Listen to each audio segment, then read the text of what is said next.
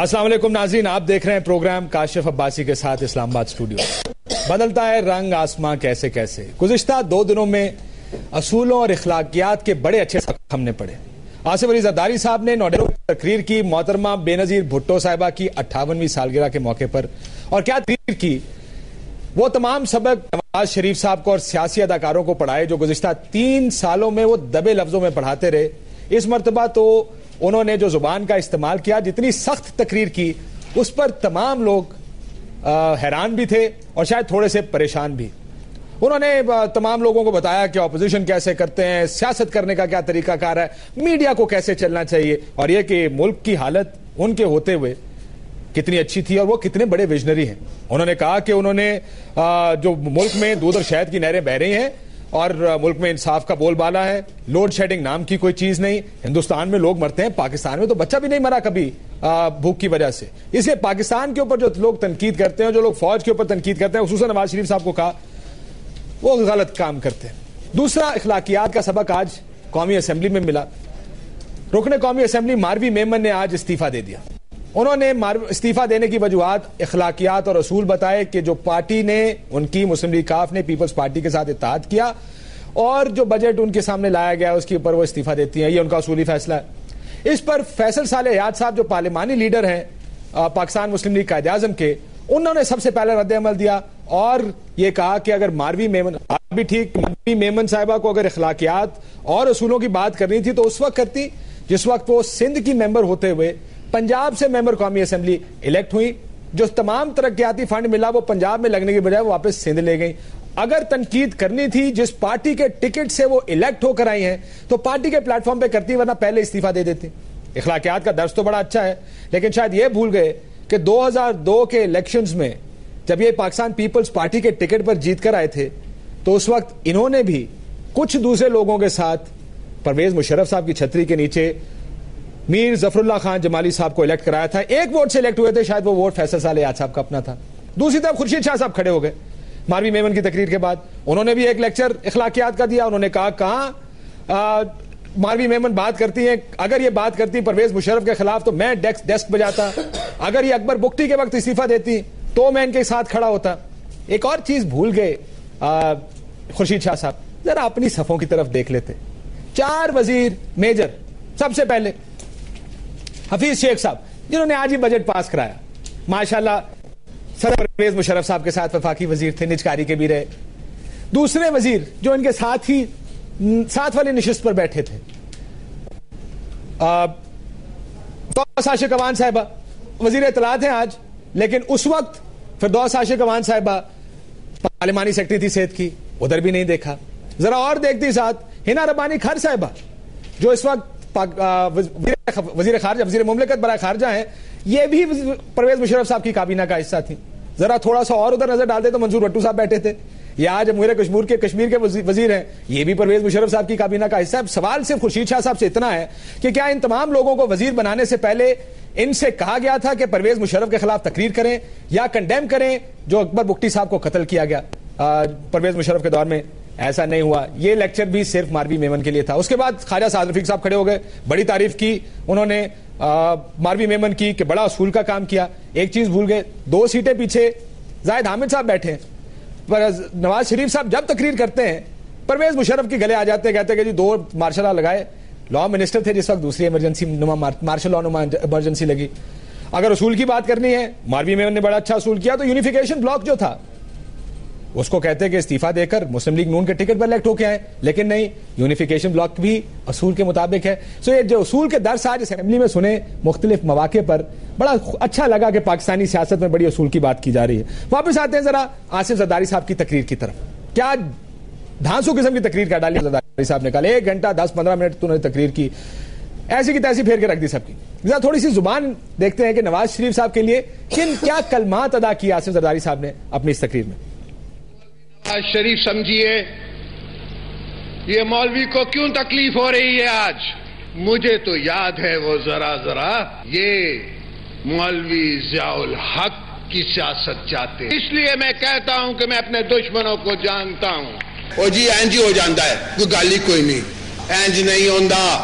आप तो जेल नहीं काट सकते। आपका तो सियासी गुरु कहता है कि आपको मच्छर काटते थे, बंदा धमाका कितना सी, आपका क्या वास्ता उससे। ये मत सोचें कि रायवन का क्या होगा। एक तरफ से आप आटा चोरी कर रहे हैं, एक तरफ से आप कुछ और चोरी कर रहे हैं, आपको क्या तकलीफ है। तो मौलाना साहब हमने नहीं लिया। आपको ये भूलता ही नहीं कि आपको एक हथकड़ी लग गई थी। मियां मेरी गर्दन आपने काटी, मेरी जुबान आपने काटी, आपने मेरे को जेलों में रखा। सीओडी आप तो फिर फुर करके उड़ जाएंगे और हमें शहीद होने के लिए छोड़ जाएंगे। आप तो बेनजीर भुट्टो की कब्र का ट्रायल करवा रहे हैं। आपके में और मुल्ला उमर की सोच में फर्क क्या है। उन दोस्तों को सोच तो सिर्फ लोहार की है, वो तो सोच समझ सकते नहीं। जी, ये चंद कलमात थे जो आसिफ जरदारी साहब ने कहे। तमाम का तमाम मवाद जो था वो नवाज शरीफ साहब के साथ था। ये अनएक्सपेक्टेड नहीं है, गैर मुतवक्को नहीं है, क्योंकि मियां साहब आजकल आजाद कश्मीर के दौरे पर हैं। मियां साहब जब आजाद कश्मीर में तकरीर करने खड़े होते थे तो आसिफ जरदारी की करप्शन, आसिफ जरदारी के दोस्त, आसिफ जरदारी ये कर रहे हैं, आसिफ जरदारी वो कर रहे हैं। तो ये जवाब तो शायद एक्सपेक्टेड था, ये जवाब तो मिलना ही था। पाकिस्तान मुस्लिम लीग नून के कायद नवाज शरीफ साहब को आसिफ जरदारी साहब की तरफ से खाली इसलिए सुनाया कि किस किस्म की जुबान इस्तेमाल की गई सदर पाकिस्तान आसिफ अली जरदारी साहब की जाने से। याद रहे कि हाईकोर्ट ने कहा हुआ है कि सदर या तो सदर रहेंगे या सियासत करेंगे, दोनों चीजें इकट्ठी नहीं कर सकते। बहरहाल मैं मेहमानों का तारुफ करा दूं, मवाद बड़ा है हमारे पास इस तकरीर से। उस मवाद के अंदर थोड़ी थोड़ी गुफ्तगू करेंगे कि क्या आसिफ जरदारी साहब मैसेज देना चाह रहे थे नवाज शरीफ साहब को और शायद फौज को। जो तकरीर उन्होंने आज की। फैसल रजा आबदी साहब पॉलिटिकल सेक्रेटरी हैं सदर पाकिस्तान आसिफ अली जरदारी साहब के, बहुत शुक्रिया आपका। आबिद शेर अली साहब मेंबर कौमी असेंबली हैं पाकिस्तान मुस्लिम लीग नून के, आपका भी आबिद शेर अली साहब बहुत शुक्रिया। पहले आबिद साहब से शुरू करता हूँ। ये जो तकरीर आपने भी सुनी होगी जाहिर है, तो क्या फीलिंग्स क्या थी? क्योंकि आज मुझे एक बड़ी अच्छी चीज लगी, आज मियां नवाज शरीफ साहब ने दोबारा आजाद कश्मीर में जलसे से खिताब किया। मैंने बड़ा गौर से बड़ा कान लगा के सुना, आसिफ जरदारी का नाम मुझे वहां पे सुनाई नहीं दिया। तो कम से कम इस तकरीर का एक फायदा हो गया, मियां साहब अब उनका नाम नहीं लेंगे। देखें काशिफ, ये हमारे कायद ने कभी नाजेबा गुफ्तगू नहीं की और बिलो द बेल्ट इन्होंने जो गुफ्तगू फरमाई, और बिल्कुल मैं समझता हूँ कि अखलाकियात से गिरी हुई गुफ्तगू थी।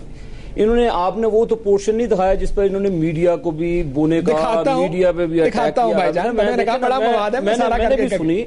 और इसमें देखे सबसे आपने ये तो गुफ्तगू मैं बाद में करता हूँ, क्या कोई सदर जो हेड ऑफ द स्टेट है वो कह सकता है कि जी अगर मैं लियारी वालों को कह देता, वो भी मैं सुनाता हूं। देखें मैं आपको गुफ्तगू का म्यार बता रहा हूं कि बंदा एक अवाने सदर में बैठा हो, वो कहता है कि मैं, इसका मतलब है जो एमक्यूएम और दूसरे इत्तेहादी पीड़ते हैं कि ये लियारी गैंग जो गैंग की वहां पे बंदों को कत्ल करवाया जाता है, इसका मतलब है ये लोग उसमें मुलव्वस हैं। आप हमें तलकीन कर रहे हैं जी कि हम लियारी वालों को उधर भेज देते, आप वापस ना जाते, ये क्या गुफ्तगू का म्यार है?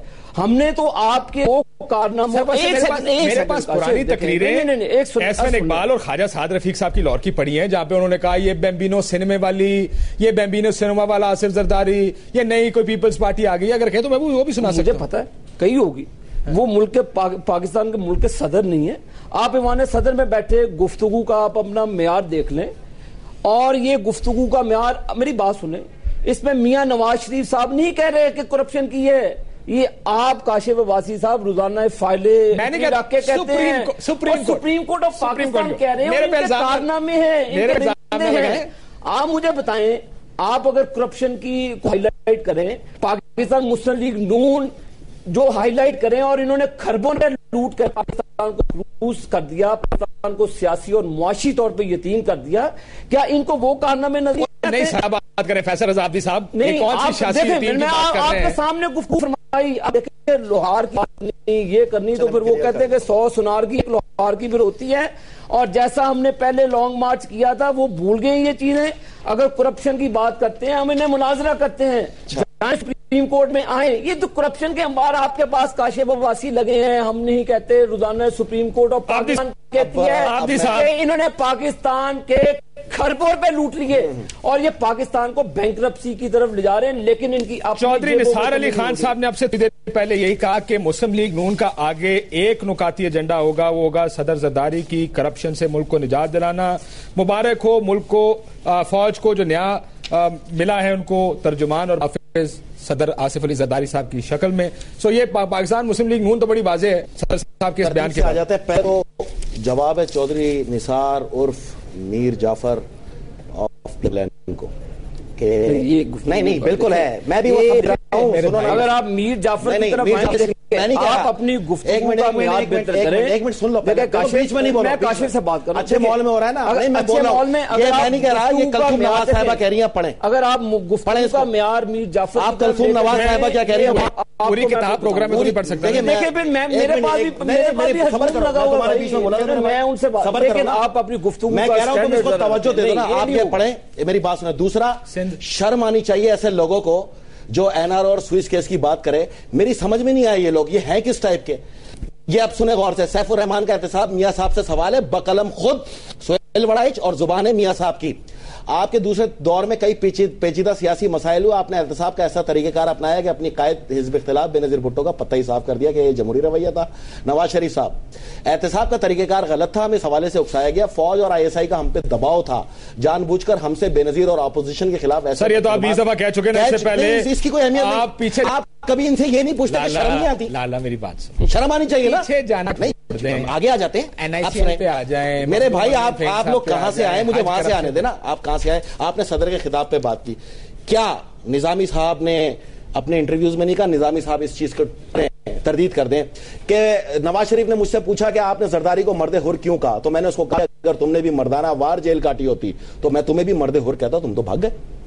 इसलिए मैंने उसको कहा कि उसने मर्दाना वार जेल काटी। नंबर 2, मोइनुद्दीन साहब, ये बड़े लोग कहते हैं कि जरदारी साहब जो हैं वो माफी मांग के गए, माफी मांग के चले गए। मुझे एक सेकंड, वन बाय वन चलते हैं, प्रोग्राम बहुत लंबा है। मैं आपको सुनाता हूं, ये जो सिंध की बात उन्होंने आबिद शेर अली साहब ने की थी और सदर जरदारी साहब ने जो कहा, let's go one by one. मैं इस पे इसलिए, देखें सदर पाकिस्तान है लेकिन पार्टी को चेयरमैन है आबिद शेर अली साहब, आपको समझना पड़ेगा। अगर आसिफ जरदारी का नाम ले लेके आपके लीडर अगर जलसों में गालियां देंगे, रिकॉर्ड निकलवा लें। कोई मियां मोहम्मद नवाज शरीफ साहब ने इस जमहूरियत के लिए, मैं बता रहा हूं, आपने कोई बिलो दी बेल्ट गुफ्तगू का बात क्या हुई है? आप कहते हैं लियारी वालों को भेज देते हैं यार, आप मुझे बताएं बिलो द बेल्ट गुफ्तगू कहां है? आप सदर हैं, लेट पीपल डिसाइड कि ये गुफ्तगू बिलो द बेल्ट है या नहीं है जो उन्होंने लिया। आप लियारी वाली बात सुनाएं जरा लोगों। जिनका नाम मौलवी नवाज शरीफ समझिए, ये मौलवी को क्यों तकलीफ हो रही है आज? असी तो इस पाकिस्तान नू ते फौज नू लड़न नहीं देवांगे। ये मौलवी हक की सियासत चाहते। आपके में और मुल्ला उमर की सोच में फर्क क्या है? उमर की सोच के ऊपर चले गए थोड़ा सा, जहां पे ये PMLN को उसके साथ मिला रहे हैं, जहां पर मुल्ला उमर साहब के साथ, या कि ये जहादी ग्रुप है सारे। एक मिनट, आपने मुझसे कहा कि ये किताब पढ़ नहीं सकी,